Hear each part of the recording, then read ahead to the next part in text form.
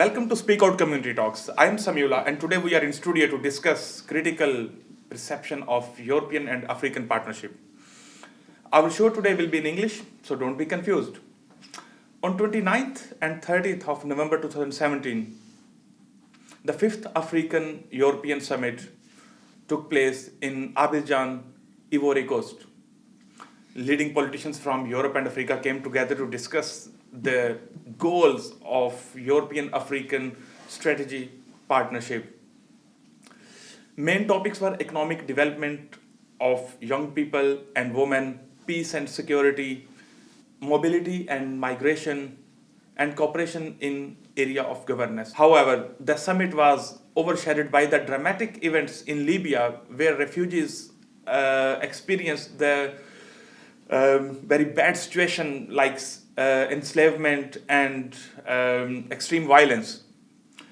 These realities dismantled the stress field of African-European partnership determined by the cornerstones migration, prevention and limitation and strengthening of European business and investment opportunities. Together with my two guests today, we would like to zoom in closer to the summit, the different interests, strategies, and the realities, and throw a critical and controversial look on it. I would like our guests to introduce yourself, please. Okay, my name is Della Kuma, and I'm from Cameroon. I am a volunteer Bundesfreiwilligendienst with a foundation in Potsdam. It's called Stiftung für Engagement und Bildung, and I'm a social worker, 26 years old. Thank you for being here. Thank you. Yes, my name is Abdurrahim Diallo. I'm originally from Guinea in West Africa, and I'm a political advisor and consultant for ACP country ministries in the field of migration development nexus. On the other hand, I'm promoter for migration and development in the federal state of Brandenburg, working for FENROP, which is the umbrella association of non-governmental organizations involved in co-development. Yeah. Thank you, Abdurrahim. So you are part of this meeting and you had been around, and first of all, I would like to ask you, what were the results of this meeting? Yes. There were some aims, and what are the outcomes of the meeting? Yeah, let me also directly say I'm very critical to this summit, and in this regard, I would say the outcome was very poor, as it was just a declaration, not a treaty. Nothing was signed. It was a declaration on four issues, as you mentioned before, like migration, mobility, peace and security, job creation for young people, and cooperation for a better governance. So these issues we hear since the last 50 years. There was nothing concretely signed, stipulated, or agreed on. It was just a declaration that we should focus in the future on these problems, or let's say challenges, and this was it. Yeah. Yeah. So you think first, Della, Yeah. what do you think in this summit, through this partnership, what it will bring? Some, what is your point of view on all this agreement? So your life in Africa and.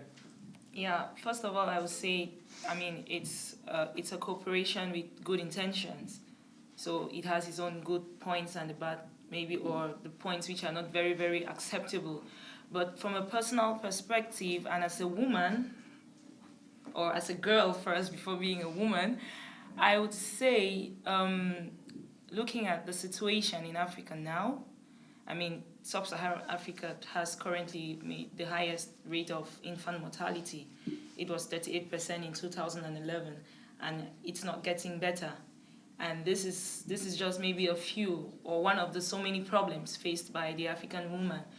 And with this cooperation, with this cooperation in place, I think it's important to have a focus, because it's just about development projects, development aids with target populations, or maybe for the health system, for health care, and the intention is to benefit maybe the projects that are specified for women. The intention is, okay, this project is going to benefit the women and the children, but at the end of the day, is this the actual situation? So I think the projects oriented in this direction, or to benefit the girl child, be it in the educational sector or in the health sector or in the work life or rights, human rights, and whatever it is, should be sustainable. It's not about putting this on the paper and sending maybe some project experts to go and do surveys. All these are important, but at the end of the day, what is the impact? What does the woman benefit from this? And as a girl child in my country, I've faced so many challenges. I had to go to school, I had to survive, I have to think about my future, and it's not been easy. And I wonder what those who were not as privileged as I was to access education, to access health care, because for the healthcare system, it's not very accessible for everybody. If you're not financially viable, healthcare is almost an impossibility. So I wonder what the situation is for young girls or young women who are struggling in rural communities, who don't have access to all of these assets, to all of these important things which they need to face everyday life. I wonder how it is for them to go by. So it's a sham, I would say. Okay, sorry for, I feel a kind of pressure to saying something. I need to come in.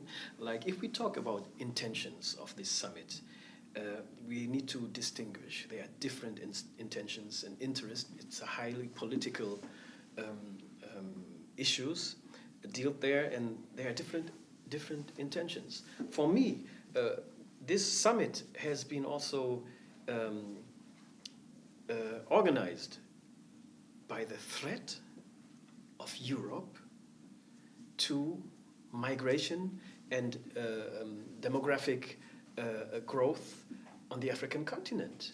Europe is extremely afraid and also portraying this policy that millions of Africans will overrun Europe. And this is the first intention to undertake this summit. The other intention of Europe is, of course, economic advantage. And also, let me say it, to persist on colonial continuities. So for me, there's a high political asymmetric, which has been part of this summit and all these summits and all these Africa-Europe partnerships, which we need to talk about and to zoom on, really, because it's ridiculous. I agree with many things what you say, but the reasons, behind the reasons for this situation is very, very crucial. Let's talk about Cameroon. Cameroon is a country with huge potential. The question is why this potential of human beings, of workforce, of resources, natural resources, is not working for the good development of the country. And there I say, the reasons are very complex. And a lot of reasons are found in the north, in the global north. Like Cameroon has the currency franc CFA. That's right. It's a total colonial currency built and produced in France, which forces Cameroon to send 65% of its chiffre d'affaires on natural resources sellings directly to France every year. And 15 African nations... 65%. 65%. Of the total income. Not of the total income, of the gain done by selling natural resources on the global markets. And this everything is official? Official, of course. And 15 other, all in all, 15 African countries are bind in this policy, in this currency policies. And the reason is they have to pay back the infrastructure, for the infrastructure that has been built during colonization. So if we talk about partnerships, we need to focus this. We need to talk about these issues and find solutions. Cameroon cannot start developing by maintaining these currency policies, and there are way others. Yeah. So it means that this European African Summit is a new way to support capitalist system, so they can have their more business in Africa. And but is there any concrete development in education and in health, especially the countries like Somalia and Chad and in many other countries? So Yeah, I mean, I'm a social worker, like I said earlier, and I've been involved in a project that was a health project sponsored by the World Bank, and the aim was to maybe facilitate or make access to the health services for the community, to make it accessible to the community. It was an interesting project, and there are many of such projects in the educational sector, political sector. There are many of such projects. But I still want to say, okay, it's the intention is what we see, which is brought to us. This is what we want to do, and this is going to be the benefits, or these are the foreseen benefits, and this is the purpose for this project. But at the end of the day, what is the sustainability? How sustainable? How much time will you see that, or will you be able to go back to this community and you will remember that there was one time a project of this nature that came to support these people, and these people are still until today benefiting from these projects. When you move in the rural areas, you see a lot of signposts, and you see maybe some project that had been existing that was there 10 years ago, and the grass has grown, covered the signpost. Yeah. That's the only thing you remember of most of these projects. I go there and I'm like, oh, okay, so there was this project here, and the people in the community are like, yeah, some people came here 10 years ago, and this is what they came to do. And then when you ask them, how is it, how does it look like? Everyone forgot about it, it died down, or it failed, and it is common with many of these projects. Africa and Europe, they have a history. They have a history of slave trade. They have a history of colonization. And I don't know if it's right for me to say they are making a history right now of neo-colonization. Yes, I would say this. Let me understand it more. What does this partnership means when you call it African-European partnership? So how would you define this? What does this word mean then? Yeah. It depends on which players, which share and stakeholders you are talking about. If you're talking about politicians, because this summit was run by politicians, it is very important to focus on the following point. European politicians are dealing out agreements with the power elites of African countries. And these power elites, they are not portraying or displaying the average society, and they are not even supporting or working in the interest of the whole population. It is corrupt people. Our let's say 90% of our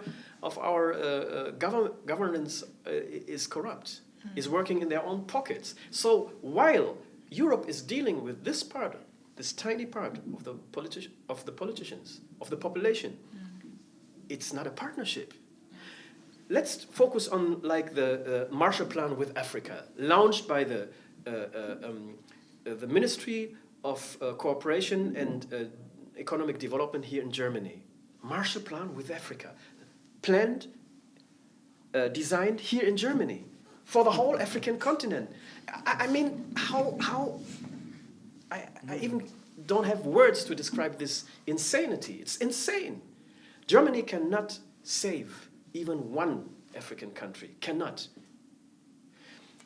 And there has been undertaken no consulting process before with the civil society about strategies, goals, content of this Marshall Plan. You understand?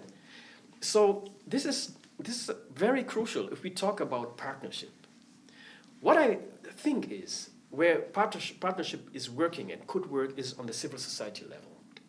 But one thing, because we are talking about development aid, I need to point out here. There's this paradigm, Europe is the biggest giver, donator of financial means to Africa.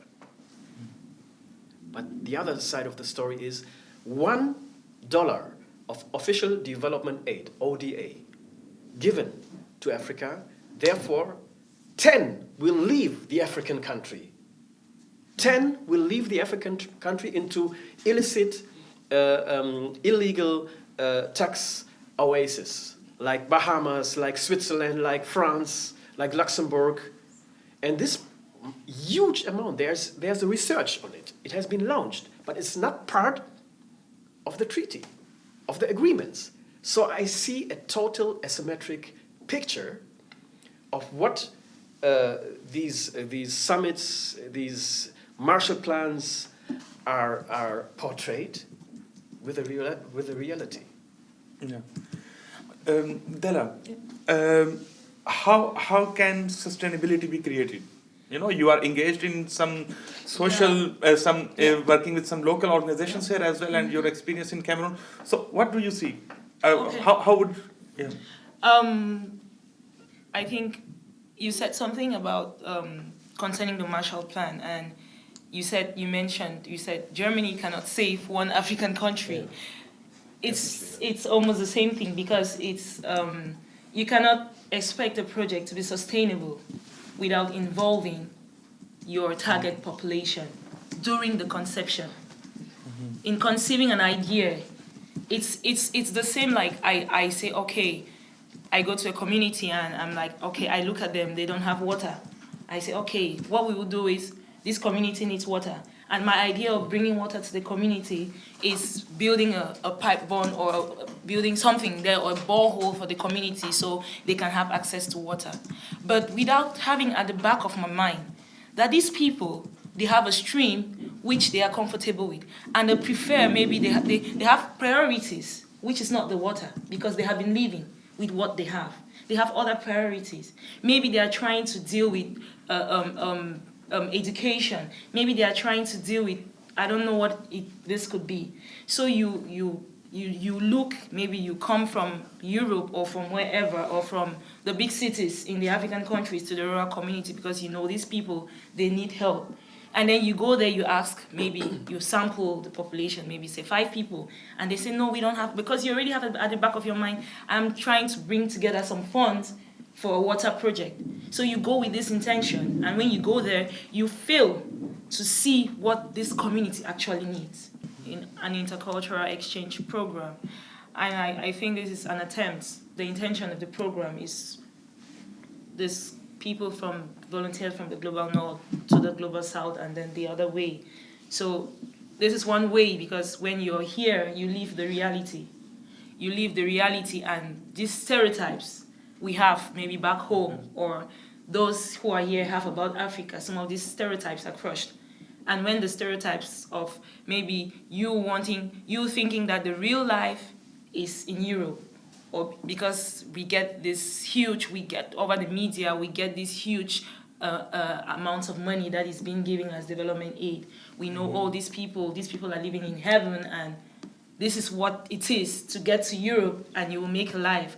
And also maybe because the media portrays that in Africa, these children are all malnourished, they need food, they need water, and people in Europe know, oh God, these people, they are hungry, they need help, they need this aid, and all the projects are oriented towards giving. We need this aid, but it is not all about the money. It is not all about the money.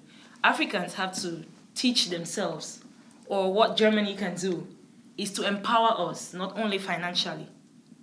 There are so many ways to empower an individual. We have to learn how to convert our resources to our own use. I mean, the African-European partnership is a partnership, but on the paper, when you look at the statistics, it's aid coming. We don't know why it's called a partnership. Maybe there's something else under the tables. Okay. We don't know. Maybe there's something else under the tables. But as to what the eyes can meet, it is a partnership. But this partnership means getting aid from Europe. If we don't change this language. Europe needs development from Africa. You understand? Europe needs development from Africa, especially in the social sector. My grandma turns 104 years, and she was at the end of her life, at the climax of her living. She was happy, she was needed, she was totally in the center of a huge community. When I walk and look around here in Berlin, how many old people are isolated, dying alone in their and there's also poverty here, and here's also cultural poverty and all this. So we can come together, Europe and Africa, on the same level, on the give and get. Yeah. Africa has a lot to teach to Europe. Vice versa, Africa has to learn as well from Europe. Let's say the technical development. It's incredible what Europe has been done here. Yeah, we need to learn from this.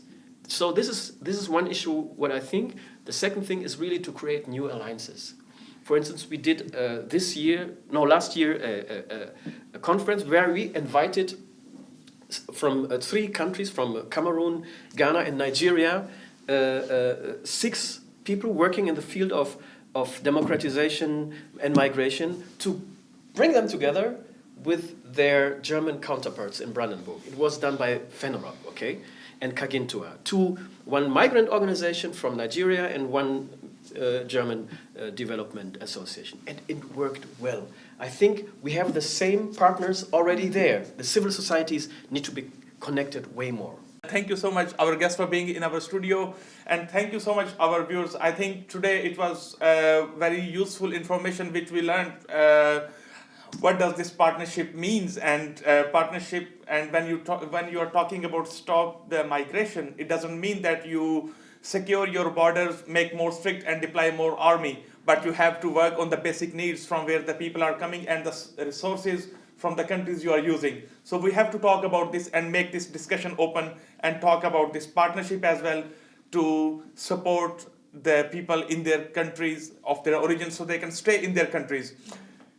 Dear viewers, you can support us by subscribing our YouTube channel, Speak Out Community Talks, and following us on YouTube on our page REM Connects Projects. Next time, we will see us with the new topics and with new guests